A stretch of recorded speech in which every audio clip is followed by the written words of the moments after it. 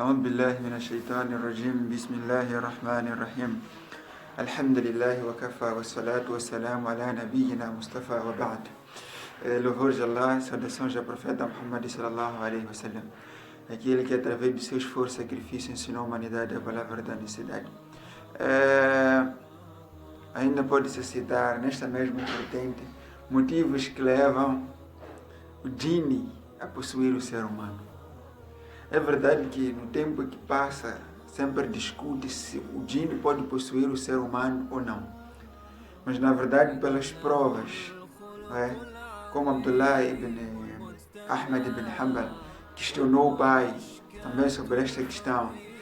Tem pessoas que negam que o Jinn não pode se fazer a uma pessoa e este modificar. Então o pai respondeu, o pai que são quem?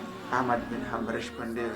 Este ali desmente, mas de uma forma despercebida, não é? O Sheikh Islam bin Taymiyyah também veio e enfatizou nisso, que na verdade o Jinn possui e usa o corpo e a língua da pessoa para falar, expressar-se e, no entanto, modificar-lhe, não é?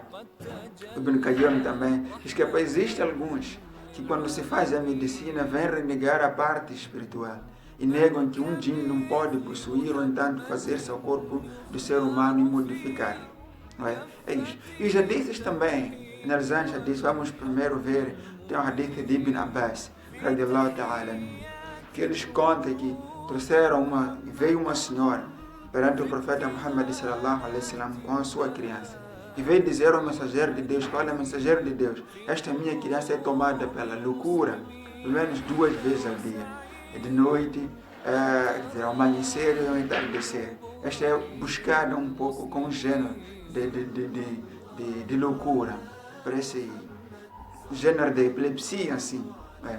Então, Ibn Abbas diz que o profeta pegou naquela criança e diz que sai, na verdade eu sou enviado de Deus, sai deste corpo, ó inimigo de Allah. Diz que saiu, e vimos aquela criança, no entanto, recuperada. Tem outro hadith de Jabir ibn Abdullah radiallahu ta'ala, que também conta uma passagem idêntica, que diz que estávamos numa viagem. Quando chegamos a um dado lugar, paramos, pousamos um pouco, quando nos apareceu uma senhora com uma criança dela. Quando chegou e apresentou o profeta Muhammad sallallahu alaihi wasallam, diz que inna ibn hadha yakhudhu shaytan kulla yawmin 3 marrat. Esta minha criança é tomada pelo shaitan, não é? Todos os dias, 3 vezes no mínimo. Então, Nabi levou aquela criança e colocou ela ali onde monta, no lugar onde colocava o pé para montar-se. Um cavalo, né? Tem aquela parte que pisa-se para não tanto a pessoa montar-se. E disse, não é? Saia humilhado, ó inimigo de Allah, eu na verdade sou mensageiro de Deus. Depois devolveu aquela criança. A Jabir ibn Abdullah diz que quando voltamos, encontramos aquela senhora naquele mesmo lugar, parece que esperava de nós, não é? Então, estava com 2 ovelhas, não é? Veio e entregou as 2 ovelhas, que é para, ó mensageiro de Deus, aceita de mim essas 2 ofertas. Na verdade, a minha criança não é tomada mais pelo shaitan depois daquilo ali, né? Então, este hadith, mas hoje, analisando, vem que sim, há um momento que, na verdade, o Jinn possui o ser humano, no entanto, faz o corpo do humano e este. Tem aquele hadith da esposa do profeta Muhammad sallallahu alaihi wasallam, Sofia. Diz que foi visitar o profeta Muhammad sallallahu alaihi wasallam quando ele estava de itikaf no masjid. Depois ele saiu acompanhando, porque já era o cair do pano da noite. Quando passavam 2 homens, então Nabi chamou aqueles 2 homens, eu sou o mensageiro de Deus, sou Muhammad, e esta aqui é a minha esposa, vocês conhecem, é Sofia bin Huyay. Então disseram, subhanallah, nós conhecemos a ela. Disse sim, na verdade vos informo para ter certeza, porque o shaitan corre nas veias do ser humano da mesma forma que corre o sangue. Então, estes exemplos todos vão mostrar que sim, o shaitan corre no corpo do ser humano como, no entanto, corre o sangue. Possui o ser humano. Mas agora, quais são os motivos que levam o Jinn a possuir o ser humano? Vamos numa forma muito abreviada. O primeiro é a vingança. O primeiro motivo é a vingança. Por quê? Sabemos que o Shaitan, o Iblis, no entanto, vivia lá no paraíso. E o que ele fez sair de lá? Renegou um sájida que era para fazer para o quê? Para o filho do Adão. E ele disse o seguinte quando foi tirado: Qala, ara'aytaka hadha alladhi karramta alayya. لئن أخرتني إلى يوم القيامة لاحتنكن ذريته إلا قليلا. Vês, este que na verdade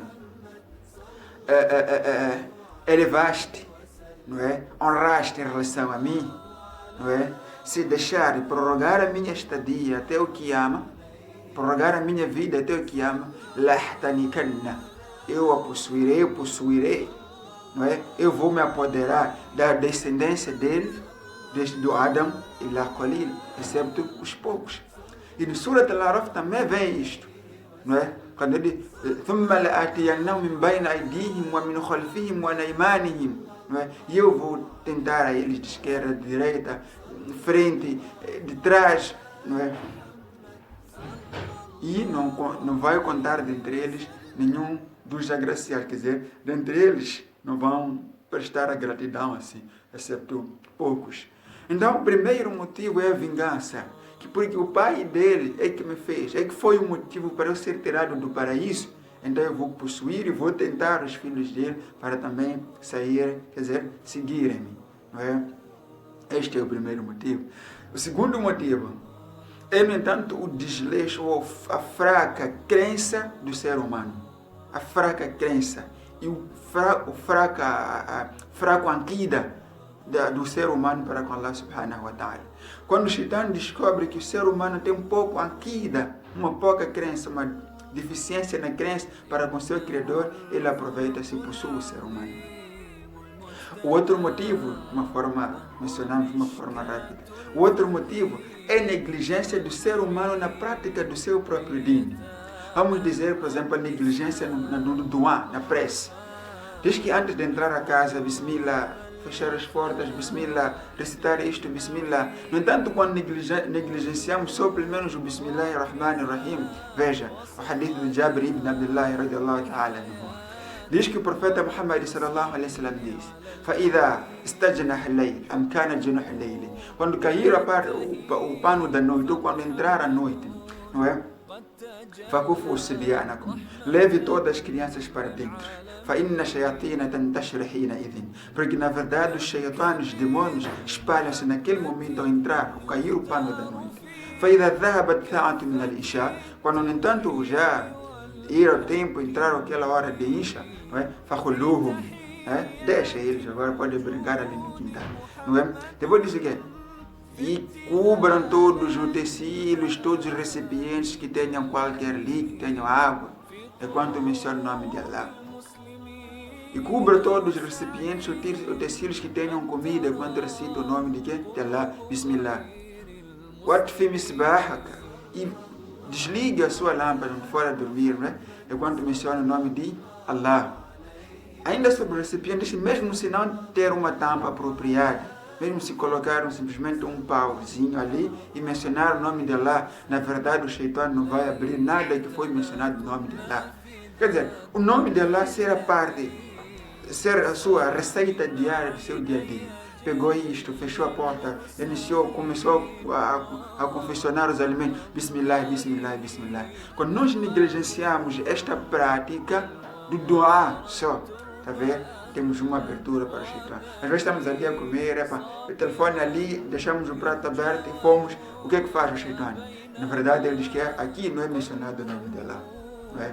Um dos outros motivos que leva o jinn a possuir o ser humano é a negligência própria do jinn, do ser humano. O medo que o ser humano tem para com o jinn. وأنه كان رجال من الإنس يعوذون برجال من الجن فزادوهم رهقا. Na verdade, existem homens que pedem refúgio a homens dos jinns, demônios. Na verdade, os demônios não aumentam senão a perdição e o medo. É o que acontece. Não é? Este ayat de Surah al-Jinn foi revelado, no entanto, quando alguns humanos, quando chegassem numa nova localidade, pegavam areia ou, sem pegar, diziam que, chefe dos djinnus que existe aqui, pedimos refúgio contra os djinnus pequenos daqui, que nos socorra sobre os djinnus contra os djinnus pequenos. Quando o Shaitã descobriu que, no entanto, o ser humano venera ele, ou tem medo dele, não é? Tem medo da espécie dele, no entanto, fez com que ele aumentasse o medo e a perdição. Esse é outro motivo. O outro motivo que leva o Jinn a possuir o ser humano é, no entanto,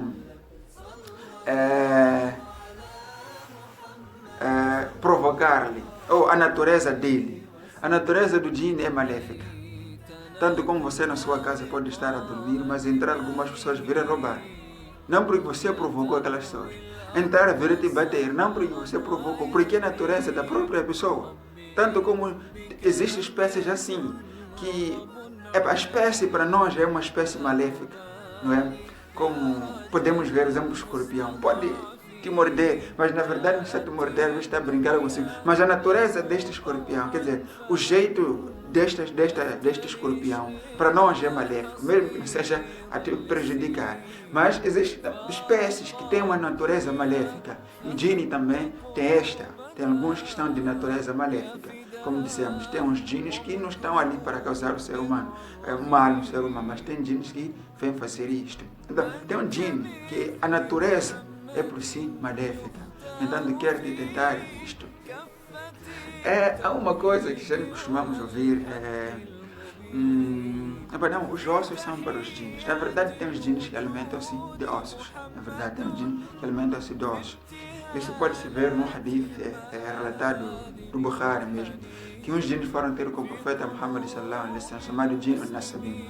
Então reclamavam ou clamavam da comida. Então o profeta naquele ano ordenou que os ossos não deveriam ser, então deviam ser deixados não partidos, porque seria o alimento deles. Mas já aquele ano, hoje nós podemos. No entanto, porque existiam aqueles outros djinnus que foram pedir, no entanto o profeta Muhammad sallallahu alaihi wasallam não ordenou.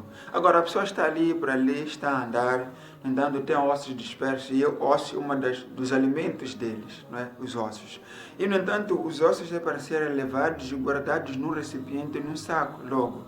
Guarde, recolhe, coloque no prato, depois da refeição vai colocar logo no lixo. Mas quando desperdiçamos ou lançamos assim os ossos, no entanto, você está ali a caminhar de uma forma despercebida e chuta aqueles ossos. O que acontece? Ele está ali a comer. Ele diz, porque veio comer, chutar a minha comida no momento em que eu estou a me alimentar. Ele jura que eu hei de ver. Como você quando está a caminhar, está a comer seu pão com badia. Alguém logo te arranca, qual é a raiva? A raiva é de bater ou fazer alguma coisa. E esta mesma pessoa, quando está naquele estado, também é de que acontece isto e zanga-se pode possuir o ser humano. Tanto como a água, quando nós deitamos assim, de cima, não é? De cima, assim. Quer dizer, a água deve ser entornada calmamente de baixo. Mas nós, quando deitamos assim para o espaço, e é bem possível, o Jinn é invisível. No entanto, podemos molhar ele, principalmente quando for uma água quente. Mas porque está a molhar, está a me queimar o que eu fiz? Então, pode ser motivo também para o que é possuir o ser humano.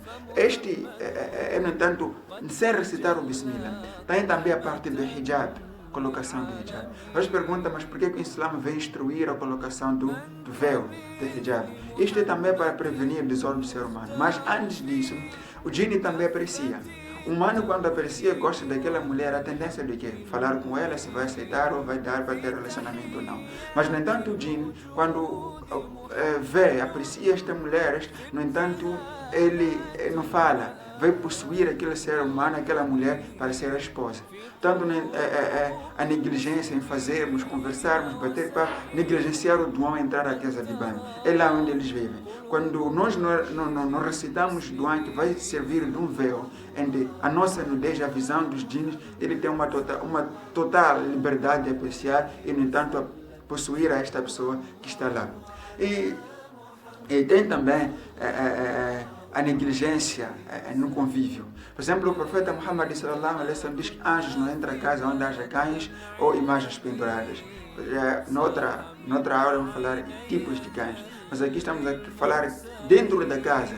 O cão fazer membro, quer dizer, o membro sênior da casa, sofá, cama, quer dizer, não há restrições. Ou imagem de tudo que tem a alma pendurada ali. não fique, tem a diferença de cães guardas, cães de caça até lá. Mas tem aqueles que só ficam ali dentro da casa. No entanto, quando essas coisas fazem parte da casa, dentro da casa, sofá, cama, imagens, olha, recordação daquele casamento, anjos não vão entrar nessa casa. Se os anjos não entram, o que vai acontecer? Quem vai fazer parte daquela casa? São os próprios djinns. E como vão fazer parte daquela casa? Vão possuir o ser humano como querem e onde querem. A possuição do ser humano, dos djinns do ser humano. Tem aqui vários motivos que podem levar o djinn a possuir o ser humano. Outro motivo que leva o djinn a possuir o ser humano é a influência pela feitiçaria, a busca pela feitiçaria, as danças, a tentativa da busca da cura. Então, tem aquele djinn que nasce conosco. E o profeta Muhammad sallallahu alaihi wasallam diz que todos nós nascemos com um djinn. Esse djinn aqui não é bom, como geralmente costumamos dizer que meu djinn é bom. Seu djinn não é bom. Seu djinn tem uma tendência de te puxar para onde? Para cair na maldição.